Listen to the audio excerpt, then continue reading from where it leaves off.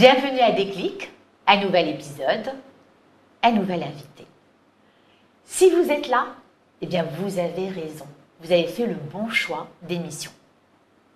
Déclic, une émission de partage d'humain, de vécu de mes invités inspirants. À mes côtés aujourd'hui, il y a un invité inspirant qui a accepté de venir partager avec vous une période de défi, une période challengeante de sa vie professionnelle. En première partie, nous allons nous intéresser à mon invité que vous allez découvrir tout de suite. Et ensuite, on va parler de sa combinaison, sa recette pour réussir cette période.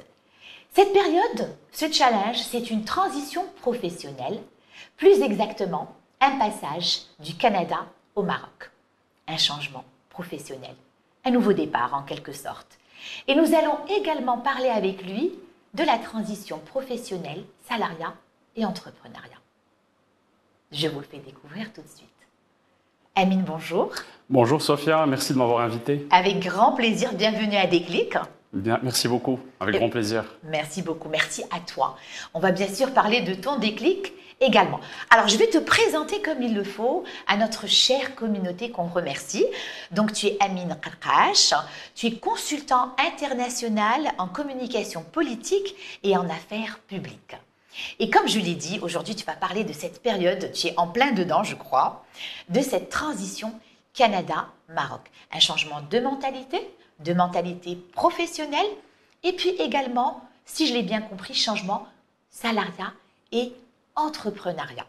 Alors en première partie, on va s'intéresser à toi, ton actualité, tes projets, bien évidemment ton déclic, le déclic d'Amine pour cette transition, c'est ce qui nous concerne aujourd'hui. Et en deuxième partie, on va s'intéresser à cette combinaison dont j'ai parlé, qui te semble à toi intéressante et utile pour réussir ce challenge. Tu as choisi des soft skills et des life skills. Alors, je vais te donner la parole pour que tu nous parles de toi, un petit peu, qui tu es, un peu beaucoup. Cette transition, pourquoi et quand? On va laisser le comment en deuxième partie. C'est super, donc merci encore Sophia de m'avoir invité et surtout de m'avoir présenté. Donc, je suis Amine Karkash, je suis consultant international en communication politique et en affaires publiques. Et je pense qu'une des façons pour moi de me présenter, c'est de parler un peu du contexte dans lequel on évolue actuellement. Vous savez, dans le monde et au Maroc aussi, les leaders, qu'ils soient politiques, économiques ou associatifs, font de plus en plus face à des défis, à une opinion publique qui est exigeante, à un environnement médiatique qui est beaucoup plus complexe à influencer. Donc, c'est vraiment dans le cadre de cette nouvelle, on va dire, configuration que les leaders doivent être beaucoup plus attentifs aux changements qui s'opèrent dans l'opinion publique et dans l'environnement médiatique. En fait, les leaders ont deux choix. C'est soit construire un pont et être proactif pour renforcer le lien avec l'opinion publique, ou bien subir le narratif au risque de leur réputation. Donc, dans ce contexte, moi, j'offre un accompagnement de haut niveau en matière de définition de la stratégie de communication au niveau politique, mais aussi au niveau corporate.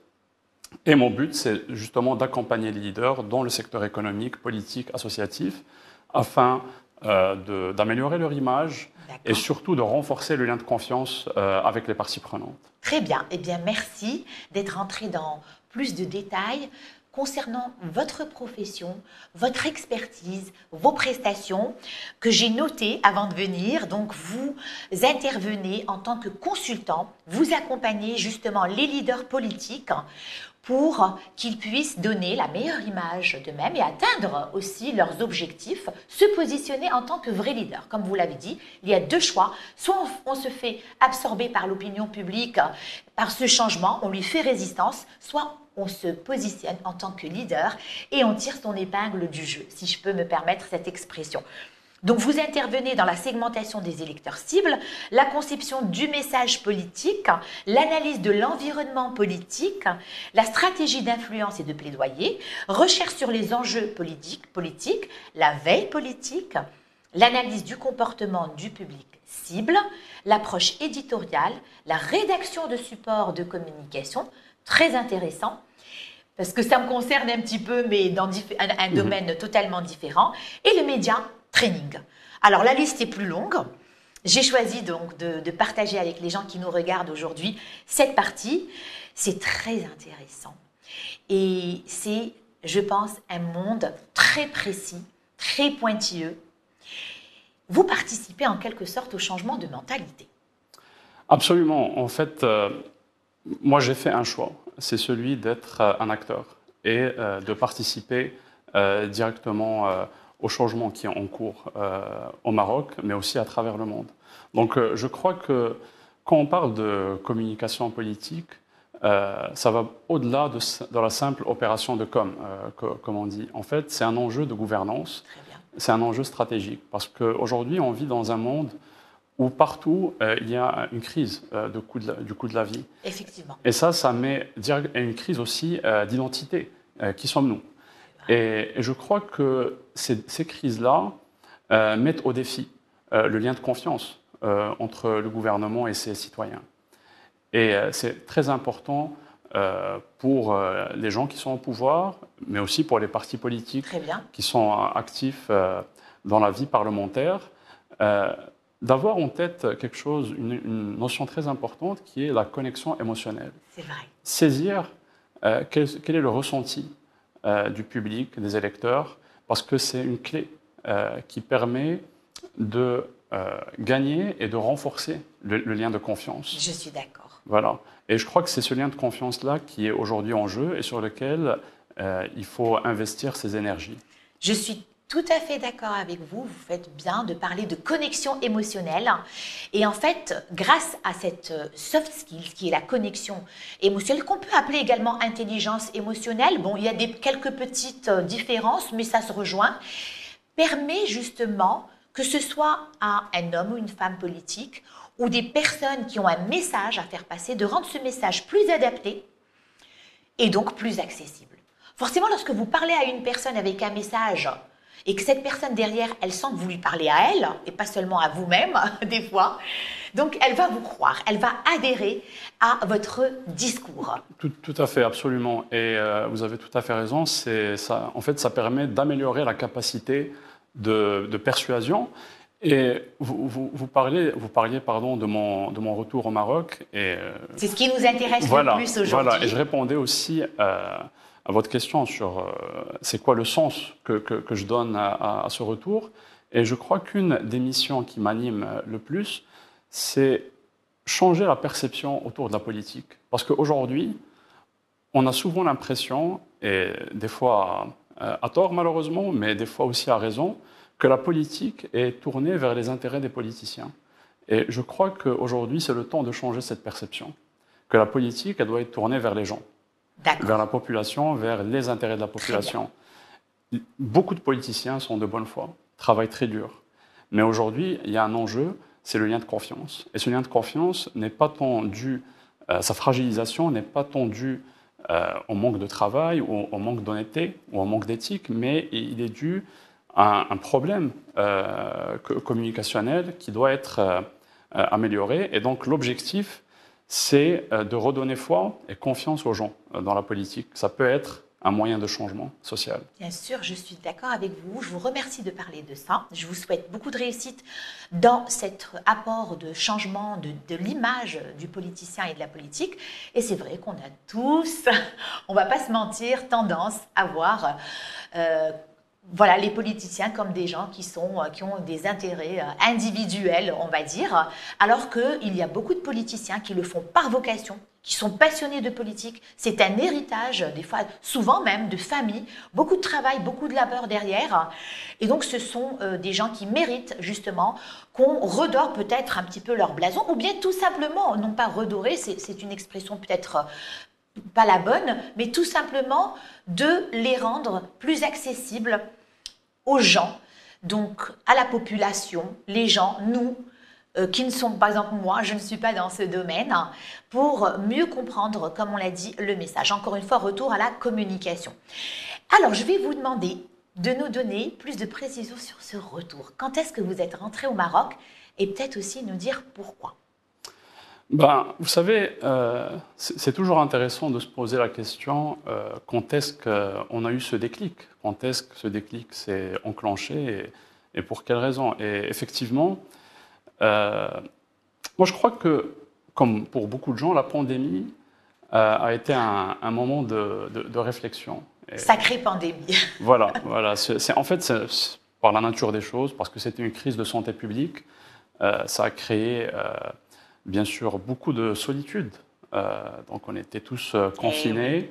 Bon, bien sûr, je continue à travailler, mais comme vous le savez, les discussions via Zoom ou via Skype ne remplacent jamais les interactions humaines réelles, et surtout avec les proches, avec la famille, mais aussi avec les collègues, qui sont une sorte de seconde famille aussi. C'est vrai. Et je pense que la pandémie a été le déclic, dans mon cas. D'accord. Ça a été le déclic, et ce qui m'a le plus profondément animé et motivé pour mon retour au Maroc, c'est de retrouver mes proches. Très bien. Ouais. C'est ce contact avec la famille qui a été un peu plus compliqué. Vous savez, le Canada, c'est quand même assez loin du Maroc. On ne peut pas prendre un billet d'avion et revenir durant un week-end. Donc voilà, c'est ce désir-là à la fois de retrouver ses proches, mais aussi de participer au changement qui est en cours au Maroc. Voilà, d'être un acteur, de passer du stade de spectateur au rôle d'acteur. Voilà. Très bien. Eh bien, merci. Donc, le déclic, on y est arrivé, tout naturellement. Aujourd'hui, mes invités savent qu'ils vont partager avec nous leur déclic. Donc, c'est cette sacrée pandémie qui a donc revisité l'humain, le contact, et qui a donné envie à beaucoup de gens, dont moi également, chacun à sa façon, de renouer davantage avec le contact humain. Donc Amine est rentrée pour participer au changement en tant qu'acteur dans son domaine, dans sa profession qui, je rappelle, est la communication politique à l'international et les affaires publiques, également pour être plus proche de ses proches. Votre actualité, est-ce que vous avez des choses que vous êtes en train de faire actuellement et que vous souhaitez partager avec la communauté de l'ODJ? Bien sûr. Bon, depuis mon retour au Maroc, dans le cadre de mes activités de consultant, j'interviens régulièrement dans les médias. Très bien. Pour justement décrypter l'actualité politique, lui donner un sens et aussi faire de la pédagogie vis-à-vis de tous ces changements qui s'opèrent devant nous. Donc ça, c'est une activité qui me tient à cœur parce que premièrement, je crois à l'importance d'avoir un système médiatique fort et indépendant. Je crois que c'est capital pour renforcer notre système politique. En fait, pour pousser les politiciens à rendre des comptes, c'est important pour la transparence. Donc, je tiens beaucoup à avoir un système médiatique qui soit robuste et je suis très content d'y participer. Bravo. Donc, vous participez, comme aujourd'hui, à différentes émissions, notamment pour apporter votre vision professionnelle dans la communication politique, partager votre position pour être un acteur, comme vous l'avez déjà dit, à plusieurs reprises. Donc vous êtes un chroniqueur aujourd'hui, un intervenant radio et télévision ou radio plus... Alors si je peux me permettre, je suis invité en tant que consultant en communication politique et affaires publiques. Donc, c'est dans ce cadre-là que je fais part de mes analyses et que je discute avec les invités, puis les journalistes, tous les enjeux d'affaires publiques. Et il y a aussi un autre volet qui me tient particulièrement à cœur et qui me passionne, c'est le secteur de l'éducation. Parce que moi, je crois que les jeunes sont non seulement le présent, mais ils sont surtout l'avenir du Maroc. Et dans ce contexte, j'ai eu le privilège d'enseigner un workshop à l'université Akhawayn le mois d'août dernier. Et je dis que c'était un privilège parce que c'était une mise en contact en fait avec de jeunes étudiants qui viennent de différents milieux sociaux. Très bien. Ça, c'était intéressant. Et qui reflète un peu cette dynamique que le Maroc enclenche. Et c'était surtout un moment de partage, en fait. Donc, moi, j'ai bien sûr fait part de mon expérience professionnelle. L'objectif était de leur montrer comment, dans un contexte professionnel, politique, on élabore la stratégie de communication politique, quels sont ses enjeux éthiques en termes de politique publique. Et c'était intéressant d'avoir le feedback des jeunes. Et franchement, c'était un défi pour moi. En fait, c'était la première fois? Vous ne l'avez pas fait au Canada avant? Non, non. Alors au Canada, j'étais conseiller politique et j'étais ce qu'on appelait un homme de l'ombre. Donc j'avais un devoir de réserve sur ce niveau-là. D'accord. Et un des objectifs pour moi, justement, de passer du salariat à l'entrepreneuriat et de retrouver une liberté d'action. Bien évidemment. Que je suis très content de retrouver et de mettre au service des jeunes et des institutions de mon pays. Merci Amine pour ce partage de votre actualité, donc presse, médias, on va dire, plus. Peut-être plus tard, vous écrirez également sur la presse, pourquoi pas, si vous aimez l'écriture. Je suppose que oui, vu votre expertise. Et merci de parler de cette actualité de contact universitaire. Je vous félicite et j'espère que vous allez le faire encore plus. Pourquoi ? Parce que moi-même, je suis en contact avec donc plusieurs universités et écoles supérieures en tant que formatrice et enseignante dans mon domaine qui sont les techniques de communication, les soft skills. En fait, le changement commence par la jeunesse, notre belle jeunesse marocaine, active, ambitieuse, motivée, inspirée et inspirante. C'est grâce à elle qu'il va y avoir ce changement positive, et d'ailleurs on le voit, et elle le souhaite. Et elle est également travailleuse. Donc c'est chez eux qu'il faut aller, et merci d'avoir partagé ça avec nous de cette manière, d'avoir soulevé que c'est très important. Alors vos projets, on a parlé de votre déclic, votre actualité, est-ce que vous avez des projets à court terme, moyen terme? Alors si vous me permettez, je crois que mes projets sont ancrés dans une vision qui est plus large et qui est axée sur le long terme. Donc, comme je vous avais dit un peu au début, vraiment une des missions, des objectifs qui m'animent, c'est le besoin et l'importance de moderniser la communication politique. Premièrement, c'est un enjeu stratégique. En termes d'imputabilité, en termes de reddition des comptes, les gouvernements ont besoin d'améliorer leur communication, que ce soit au Maroc ou à travers le monde, pour redonner du sens à leur action publique et surtout créer et renforcer le lien de confiance avec les citoyens, les usagers des services publics. Donc ça, c'est un enjeu qui est très, très important à mes yeux. Et sur un autre volet, on va dire, il y a aussi, pour moi, le besoin de moderniser l'approche en termes de relations avec les médias au niveau des entreprises aussi. Donc, via les services de média training que je propose, je crois que c'est très important pour les entreprises, encore une fois, au lieu de subir les crises, d'utiliser les crises comme des opportunités pour remettre leurs valeurs au centre de la conversation. Et encore une fois, c'est un enjeu de confiance avec les consommateurs et avec l'ensemble des parties prenantes. Donc il y a plusieurs crises qui ont secoué le monde des entreprises au Maroc et je crois qu'on doit tous apprendre de ces crises-là et ça va permettre à l'économie du pays d'en ressortir beaucoup plus forte aussi. Très bien.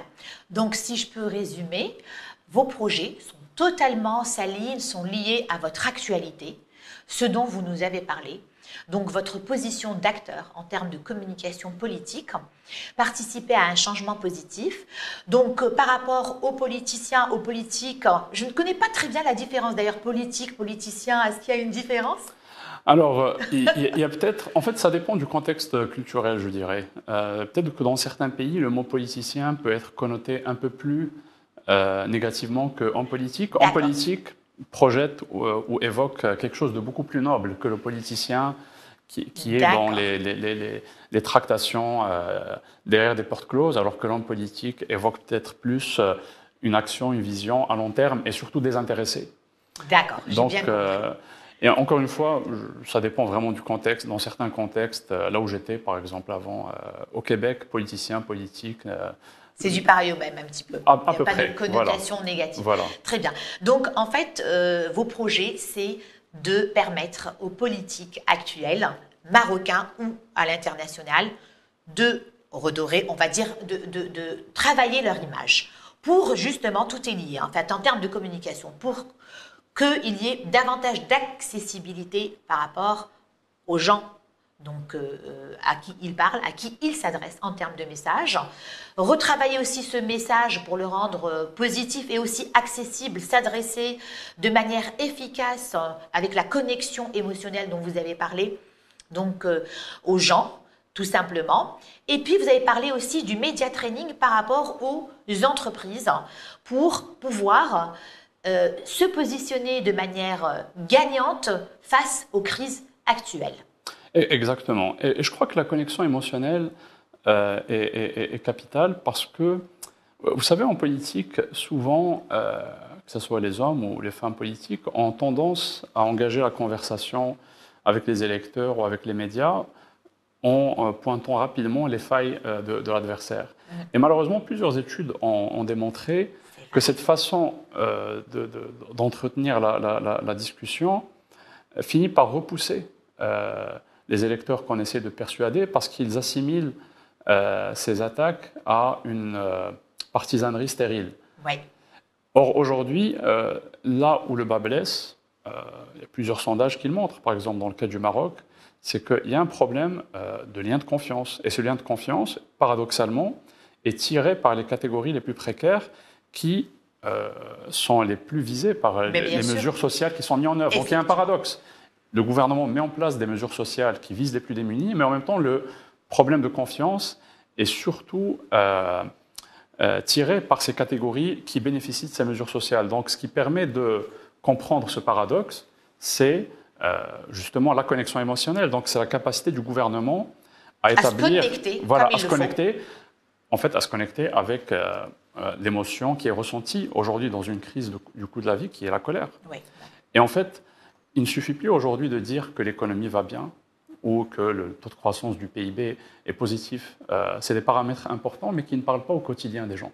Et aujourd'hui, c'est pas réaliste. Voilà, il faut parler au quotidien des gens. Il faut savoir comment se connecter à leurs ressentis. Et c'est très important de comprendre quelle émotion, on va dire, ressentent. En fait, comment susciter l'émotion. Identifier l'émotion pour mieux leur parler. Voilà, pour mieux leur parler. Et une fois que l'émotion est bien identifiée, là, on peut bien sûr parler plus de contraste. Il n'y a rien de mal à contraster avec les adversaires en politique. Bien évidemment. Mais par contre, le contraste n'est pas efficace si on n'a pas l'écoute des gens. Parce que si le message politique ne passe plus, tout le reste ne suit pas. Donc, ce sont les leviers de la communication efficace dont vous parlez. C'est une clé de voûte. Tout à fait. Donc vous parlez des leviers de la communication qu'on peut appeler efficace, bienveillante, proactive. Il y a plusieurs adjectifs qu'on peut associer à cette communication. Et à chaque fois, et souvent, que ce soit à Déclic ou ailleurs, dans le cadre de mon travail, la communication reste et continue à être le levier principal pour la réussite professionnelle, qu'elle soit à une échelle politique ou autre. Absolument. Et donc, vous avez parlé de la connexion émotionnelle, identifier l'émotion pour mieux répondre derrière. Vous avez parlé également vous avez donné un exemple des politiques ou politiciens qui vont se rabattre sur les failles, démolir, descendre leurs adversaires pour mieux se positionner, pour peut-être attirer l'attention et arriver en tant que, on va dire, les sauveurs quelque part. On a un exemple, on ne va pas trop s'attarder dessus, un exemple qui n'est pas marocain, un exemple international qui est arrivé, qui s'est produit tout récemment, les USA. Donc, je sais que vous avez participé à une autre émission, vous avez eu le temps de vous attarder sur ça, puisque c'est votre domaine, donc de Trump et son adversaire Kamala Harris. Je pense qu'elle, c'est ce qui fait lui d'habitude, mais cette fois-ci, c'est elle qui s'est fait manger par ça, parce qu'elle n'a parlé que des failles moi je ne m'y connais pas très bien, de son adversaire. En tout cas, c'est ce que moi j'ai ressenti en tant que novice. Voilà. Votre ressenti n'est pas loin de la réalité, et même très proche de la réalité, je dirais. dans le sens où M. Trump a gagné parce qu'il a gagné la guerre de la communication et il a surtout gagné la confiance. En fait, il a su comment capitaliser sur la colère des Américains face à l'administration Biden en matière de gestion de l'inflation, en matière de gestion de la crise migratoire. Donc c'est cette capacité à capitaliser sur la colère, à la comprendre, à connecter avec, et surtout, c'est aussi une question de stratégie médiatique. C'est que M. Trump, contrairement à Mme Harris, qui a été beaucoup plus prudente dans son exposition aux médias, et finalement, elle ne s'est pas donné les moyens de se définir et de se différencier de M. Biden, alors que M. Trump a pris le risque de s'investir dans des podcasts qui parlent à un public qu'on appelle dans le jargon de la stratégie politique les électeurs peu fréquents. Donc ce sont des jeunes hommes généralement qui écoutent ces podcasts, qui votent de façon moins systématique et plus aléatoire que la moyenne. Donc c'est sa capacité à s'investir dans ces podcasts et à élargir la discussion au-delà des politiques publiques et de la partisanerie, à parler du fait qu'il était un ancien joueur de football, voilà, à parler des choses concrètes et personnelles. Qui intéressent les gens. Voilà. Les problèmes d'alcoolémie de son frère, par exemple. Donc, il a réussi à miser sur un public... Du storytelling. Voilà, du très bon storytelling. Il a misé sur un public, et c'était un risque qu'il a pris, parce que ce public-là n'est pas très fiable en termes de participation électorale, mais il a pris un risque qui a marché. Ils sont sortis voter pour lui, et ça a été un facteur déterminant dans sa victoire.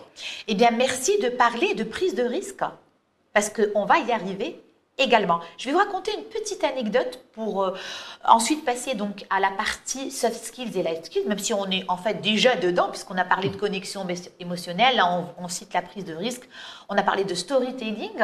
Eh bien, moi, je travaille avec aussi à l'international, donc j'accompagne des personnes, des diplomates notamment, qui sont au Maroc. Et j'ai eu une conversation récemment, suite donc à ces résultats des élections USA, et j'ai parlé avec une dame que j'accompagne depuis plusieurs années. Et elle m'a dit que justement, en tant que femme, elle aurait bien aimé voter pour Kamala Harris, mais qu'elle ne sentait pas du tout qu'elle s'adressait à elle en tant qu'américaine. Elle sentait qu'en fait, Kamala Harris, si je peux me permettre, était un petit peu à côté de la plaque en termes de problèmes réels, terrain, des Américains. Voilà. Donc, c'était juste pour vous parler de cette anecdote. Et en fait, il faut s'adresser aux gens, les toucher, se connecter avec eux émotionnellement, comme vous l'avez dit. Et là, on va passer à la deuxième partie. Si vous me permettez... Bien sûr, mais c'est votre émission. Un point très bref par rapport à l'observation que cette personne a soulevée, qui est très pertinente, c'est qu'en politique, les électeurs sont prêts à pardonner les erreurs, l'incohérence qui est très présente chez les politiciens ou les politiciennes. Mais par contre, ce qui ne pardonne pas, c'est l'absence d'authenticité. Exact. Bravo, c'est ça. Et en fait, la personne que j'accompagne, c'est une personne d'un certain niveau intellectuel qui continue d'ailleurs à travailler en termes de communication, de coaching. C'est du coaching linguistique que je fais. Et cette personne, voilà, elle était prête à le faire. Et je pense que ça s'est passé justement, l'authenticité n'était pas suffisante. Alors, je vais parler de votre combinaison, parce qu'on parle de transition professionnelle. Votre combinaison de réussite de cette transition professionnelle, je rappelle Canada-Maroc. Je rappelle que vous êtes parti au Canada pendant plusieurs années, que vous avez étudié et travaillé là-bas. Vous avez mené une belle carrière professionnelle, si je peux le dire. Vous avez travaillé au Parlement canadien d'ailleurs. Et donc, vous avez choisi des soft skills, des life skills, vos leviers de réussite de cette transition professionnelle. Vous avez donc, en première partie, on va parler des life skills, si je peux les appeler comme ça, la résilience et l'audace. Je trouve votre choix magnifique parce que la résilience et l'audace, pour moi, c'est en fait un équilibre. Ce qui manque un petit peu à l'autre, l'autre va l'amener et vice-versa. Vous pouvez nous en parler rapidement, s'il vous plaît? Alors, effectivement, j'ai eu le privilège extraordinaire d'accompagner des leaders politiques au Parlement canadien dans leur mission, justement, de changer la société, en fait, et d'introduire plus de justice sociale dans ce pays-là. Et suite à cette expérience que je considère vraiment comme étant un privilège, voilà, et j'ai pris une décision, celle de revenir au Maroc. Mais entre les deux, comme vous le savez, les gens qui sont investis en politique, on va dire un des travers du métier, c'est justement de ne pas prendre suffisamment de temps pour se recentrer sur soi-même. Et je crois que c'est un peu dans cet esprit-là que, justement, j'ai pris le risque de prendre 6 mois de ma vie et de la consacrer à un voyage. Donc, j'ai décidé de prendre mon sac à dos et d'atterrir en Asie du Sud-Est. Donc, personne ne m'attendait à la sortie de l'aéroport. Donc, c'était intéressant pour moi de, justement, sortir de cette zone de confort, de cette routine. Enfin, zone de confort.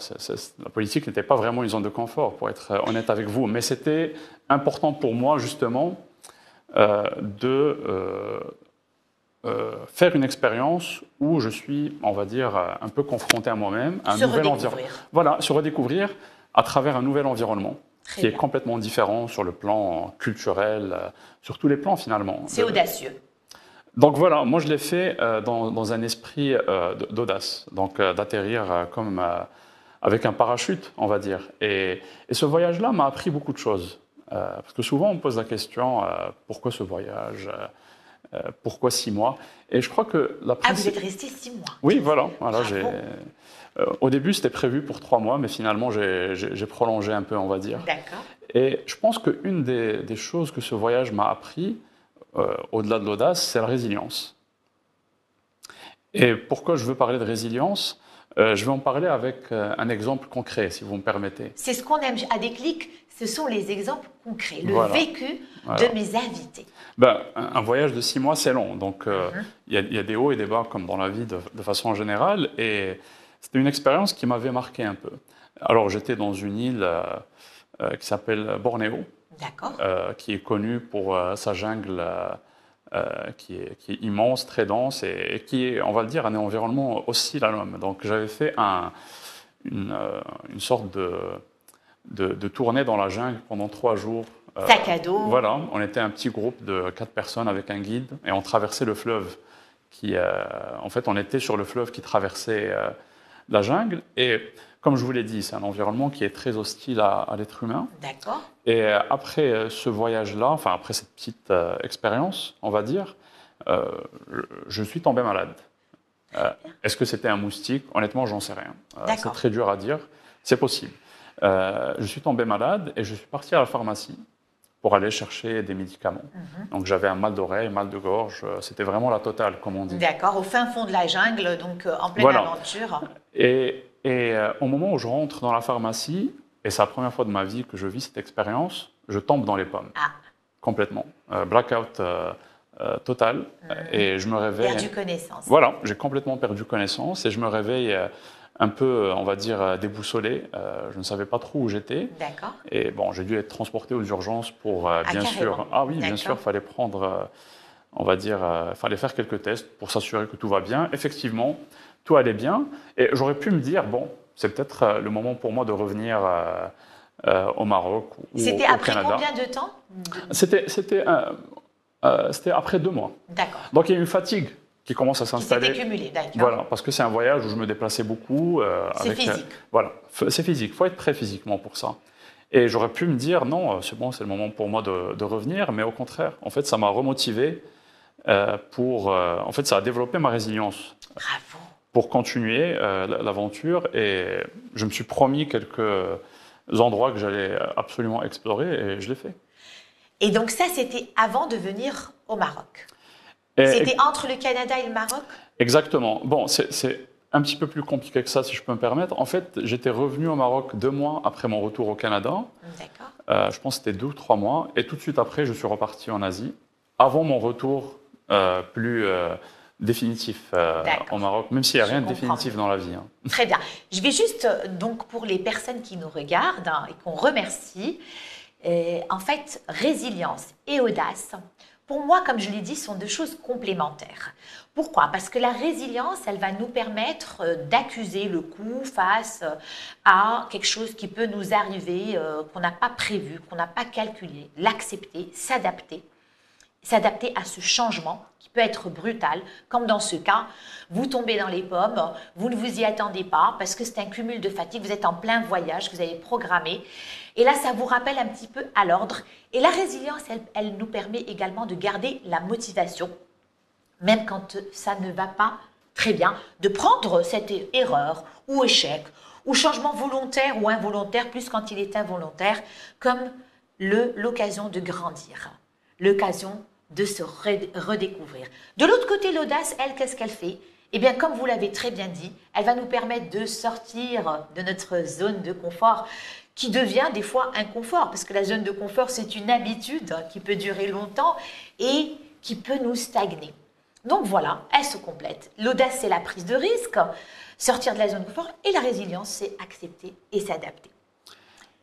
Et si je peux me permettre de rajouter un point pour... Vous avez toute la liberté. Voilà, merci beaucoup pour ce privilège. Et l'idée, quand on parle d'audace et de persévérance, c'est aussi de l'associer en fait et de l'intégrer dans la discussion plus large sur que signifie l'échec. Parce que une carrière professionnelle, toute expérience, un jour ou un autre, va être confrontée à un échec. Puis, moi, je pense qu'il ne faut pas avoir peur de l'échec. Tout à fait. Il faut en parler, il ne faut pas avoir peur. En fait, c'est simple. Ceux qui n'échouent rien, c'est ceux qui font rien. Mais bien évidemment. Et si je peux me permettre, dans ma carrière parlementaire, moi, je me rappelle d'un échec. C'était un échec individuel et collectif. C'était, si je me rappelle bien, la campagne électorale de 2019. Au Canada. Voilà. Et c'était un échec. Le lendemain, on s'est réveillé avec un véritable choc. On avait perdu plusieurs de nos parlementaires, puis nos emplois aussi étaient en jeu parce qu'on dépend bien sûr du nombre de parlementaires qui sont réélus. Et c'était une expérience où on a pu justement apprendre qu'est-ce qui n'a pas fonctionné, comment on peut améliorer les choses. Bien sûr. Il y avait bien sûr toujours des enjeux de connexion émotionnelle avec les électeurs. Et je crois que c'est une des phases de ma vie où j'ai le plus appris. Et ça m'a en fait, ça a propulsé ma carrière. Effectivement, je vous rejoins et vous me faites penser également à mon vécu professionnel et aussi personnel. Les phases où j'ai fait face à des changements, peut-être des résultats que j'espérais et donc qui ne se sont pas réalisés, ou tout simplement, comme je l'ai cité là, il y a quelques minutes, un changement totalement involontaire. Et c'est là où je me suis redécouverte. Non seulement redécouverte, mais j'ai découvert des choses en moi, j'ai visité des choses que je ne connaissais pas. Et donc, face à l'échec, on doit se relever. De toute façon, on n'a pas le choix en général. Et lorsqu'on se relève plus fort. Parce que tout est remis à niveau. Les compteurs sont remis à zéro. Et donc, on doit s'en sortir. Et c'est là où on va découvrir de nouvelles choses. Absolument. En fait, l'échec, il faut l'accepter et le normaliser. Tout à fait. Et en fait, le penser comme une partie du processus. Et franchement, ça peut devenir une force. Et ce n'est pas juste une façon de parler, mais ça peut réellement propulser votre projet, votre carrière, votre organisation. Tout à fait. À partir du moment qu'on n'est pas dans le déni, mais qu'on regarde les choses de façon lucide. Exactement. Les accepter et les regarder en face, ne pas le déni, pas tourner le dos. Et nous sommes là tous les deux en train de parler de notre propre vécu.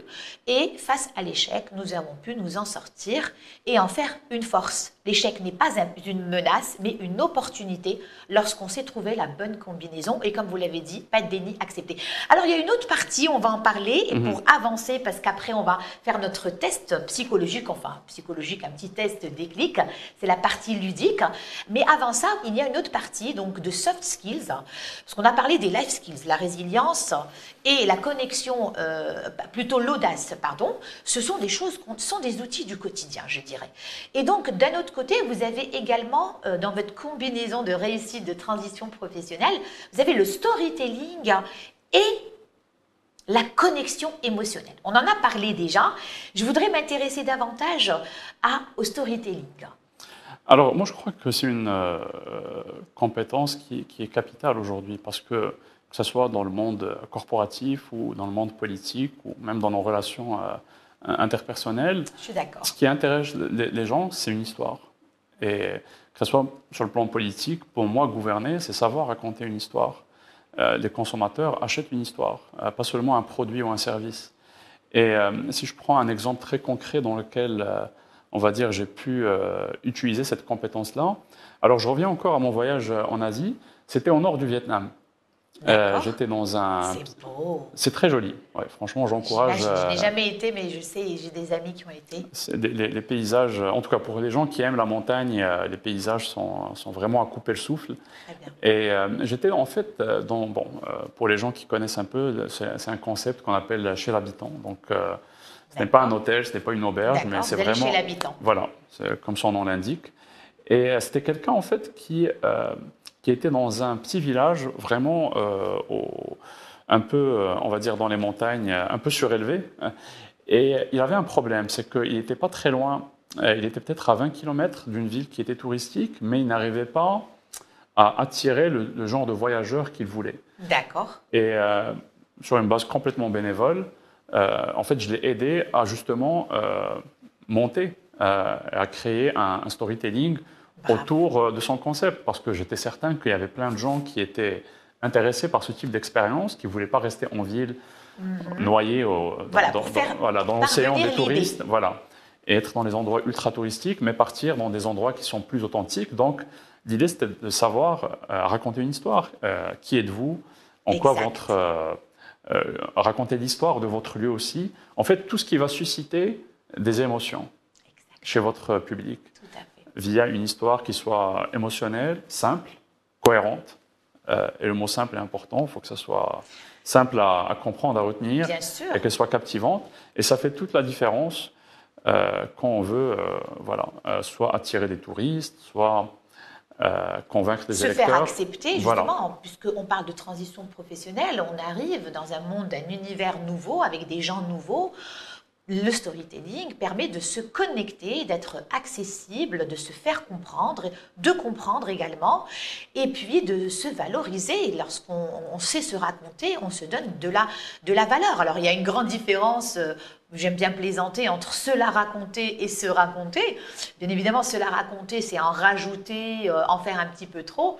Là, c'est le contraire, on n'est plus du tout accessible. Par contre, se raconter de manière, dans les règles de l'art, ça permet justement de briser cette glace et d'être accessible. Moi, je ne peux que être d'accord avec vous parce que c'est mon quotidien. Le storytelling, c'est mon métier, donc j'accompagne les gens pour justement savoir se raconter ce qu'ils ont à proposer, leurs prestations eux-mêmes.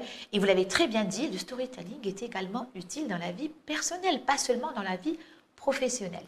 Exactement. Et par exemple, si on prend un cas très concret d'événement de réseautage, parfois il va arriver que les gens connectent, enfin essaient de discuter, de s'introduire, puis on s'introduit des fois sur la base ou bien d'un service qu'on propose, ou bien sur la base d'une discussion qui parfois peut créer des tensions, alors qu'en fait il y a une autre façon qui est plus intéressante, c'est encore une fois, c'est comprendre un peu c'est qui la personne qui est en face, est-ce qu'il y a des activités communes que vous partagez. Moi, généralement, j'essaie d'introduire les conversations de cette façon. Si je sais que la personne joue au tennis, c'est très bien. Ou qu'elle aime le hiking, c'est généralement de cette façon que je vais... Et en fait, ça me rappelle même mon premier entretien d'embauche au Canada, donc le premier parlementaire pour qui j'avais le privilège d'accompagner. Une des choses, un des points de discussion auxquels je tenais durant mon entretien, c'était le violon. Quand j'ai su que c'était un artiste et qu'il a pratiqué, dans son cas, je crois que c'était le chant et le piano. Moi, j'avais fait du violon quand j'étais beaucoup plus jeune. Donc, l'art est une façon aussi de connecter avec de briser la glace. De briser la glace. Voilà. Alors, bien sûr, il ne m'a pas embauché pour mes talents de violoniste, sinon il aurait été bien embêté, je pense. Mais c'est encore une fois une clé de voûte. Ça permet de briser la glace. C'est un pont. Voilà, et c'est un pont, exactement, qui permet de mieux parler et de façon beaucoup plus sereine et plus efficace du vif du sujet, en fait. Je suis tout à fait d'accord. Donc, le storytelling, pour les personnes qui nous regardent, c'est un levier, c'est un outil de communication très important pour se valoriser, se raconter, briser la glace, instaurer quelque chose de très important dans une relation de communication, quelle qu'elle soit, le climat de confiance. Pour ça, il faut travailler en amont. Comme mon invité vient de le dire, il faut chercher à qui je parle, qui est cette personne, qu'est-ce qu'elle aime, qu'est-ce que j'ai comme outil de communication pour transmettre ce message, ce storytelling, et quel est mon objectif derrière. C'est une règle de 3. Alors, on va passer à la fin de l'émission. On a très bien discuté, ça passe très vite. Merci pour tout ce partage, votre vécu. Vous êtes un bon storyteller. Merci beaucoup. Je vous en prie, avec authenticité. Alors, le petit test déclic, donc c'est quelques questions. Vous allez imaginer si vous n'étiez pas, qu'est-ce que vous serez? Alors d'abord, si vous n'étiez pas un être humain, imaginez un instant, vous n'êtes pas un minqaqaj, vous n'êtes pas un être humain, un homme, qu'est-ce que vous auriez aimé être? Une montagne. C'est vrai? Ouais. C'est connecté vers le ciel, c'est désintéressé. Des choses, on va dire, immédiates et matérielles. Bravo, je comprends un peu. C'est différent de ce qu'on m'a dit avant. J'apprécie. Parce qu'en général, mes invités ont regardé au moins une émission auparavant. Alors, je ne dis pas j'ai tenu ma promesse. Voilà. Je ne dis pas qu'ils ont fait tous pareil, non, chacun. Donc, la montagne, la connexion avec la hauteur. Bravo. Alors. Et en fait, la montagne, parce que ça fait rêver aussi. Hein. C'est bien que sûr. Je crois que c'est très important d'avoir un rêve, un idéal, qui est un peu le leitmotiv qui nous permet de rester motivé et de se réveiller chaque matin avec, avec de la motivation. Et quand on est, on va dire, plus désintéressé des choses immédiates du quotidien, ça permet aussi de stimuler la créativité. Donc, voilà, donc c'est des choses très importantes qui Vous faites très bien d'en parler, il faut rêver, il faut continuer à rêver. S'il y a un rêve qui n'a pas marché, on le balance et on en met un autre à la place. Alors on continue. Si vous étiez un mot, Amine, qu'est-ce que vous seriez? Un seul mot. Détermination. La détermination. Oui, je crois que c'est une qualité qui est capitale parce que on en parlait tout à l'heure, mais quand on a un projet de changement, c'est de toute évidence, quand on parle de changement, on parle de changement contre quelque chose. On veut changer. Et quand on veut changer quelque chose, naturellement, il y a de la résistance. Bien sûr. C'est l'ennemi du changement, c'est la résistance au changement. Voilà. Et je pense que face à la résistance, il faut être lourdement déterminé. Et c'est important aussi pour renforcer sa détermination, de savoir bien s'entourer, bien sûr. Bien, vous faites très bien de le dire parce que dans toute cette démarche de transition, il faut être bien entouré. Et être bien entouré, c'est choisir les bonnes personnes. Exactement. Et choisir aussi celles qu'il ne faut pas peut-être avoir à ce moment-là, oui, parce qu'on est un petit peu, voilà, on est dans une période de changement, donc c'est important d'être avec les bonnes personnes. Alors je continue mon test déclic, si vous le voulez bien. Imaginons maintenant si vous n'étiez pas dans la communication internationale, politique et affaires publiques, cette profession. Est-ce que vous avez un rêve, justement, parlant de rêve, caché? Alors, je ne sais pas si c'est un rêve qui est très caché, mais en tout cas, si je n'ai pas réussi à le cacher, on va dire. Très bien. Si c'était autre chose, ça aurait été voyageur. D'accord. Ouais. Ça fait pas longtemps que j'ai pas encore commencé à lire, mais le voyage de Ibn Battuta est une œuvre qui m'intéresse beaucoup. C'est un personnage qui m'a. Voyageur national. Voilà, c'est un voyageur qui m'a beaucoup inspiré. Donc, si c'était une profession, je ne sais pas si ça l'est nécessairement, ça aurait été ça. D'accord. Donc, c'est une passion que vous pratiquez déjà. Exact. Bravo, parce qu'elle est belle cette passion, c'est la découverte, c'est une vraie thérapie. Alors pour finir le test déclic, imaginons maintenant que si vous étiez un déclic de changement justement pour quelqu'un ou pour le monde actuel, qu'est-ce que vous seriez? C'est une très bonne question et c'est une question qui est difficile, je dois dire, hein, parce qu'il faut faire un choix. Et oui, c'est fait exprès. Voilà. Et si je devais choisir un changement, bon, je ne sais pas si c'est un changement spécifique, mais c'est la lutte contre le changement climatique. Ouais. D'accord. Ce serait ça un déclic de changement voilà. pour cette lutte. Voilà, exactement. Ça serait ça. Faire avancer les choses. Exactement. Faire avancer les choses de façon positive, ne pas être dans la culpabilisation, ne pas être dans la caricature. Mais en fait, pour que ce changement puisse avancer, il faut que les gens adhèrent au changement. Très bien. Donc le message doit être fait différemment. Voilà, le message doit être fait de façon à ce que les gens acceptent. On parle beaucoup d'acceptabilité sociale. Et donc c'est important que pour que le changement soit efficace, pour qu'il soit pérenne sur le long terme, que les gens y adhèrent. Il ne suffit pas de dire on va fermer toutes les pétrolières. Il faut que les gens qui travaillent là-dedans soient convaincus et surtout, il faut leur offrir des alternatives. Je suis d'accord. Je fais partie des gens qui n'acceptent pas ou qui n'intègrent pas, n'adhèrent pas au discours. Par exemple, quand on essaye de nous faire peur par le changement climatique, donc j'ai très bien compris votre message, faire passer les choses de façon à ce que les gens se sentent concernés vraiment au quotidien, que ce soit palpable et avec des alternatives concrètes. Exactement. Donc votre déclic, c'est faire avancer les choses concernant le changement climatique. Eh bien, je vous remercie d'avoir joué le jeu, Amine. Pour terminer, ce joli déclic, plein de belles choses. Vous êtes un acteur orienté, je dirais, à venir. Alors, je choisis toujours des citations.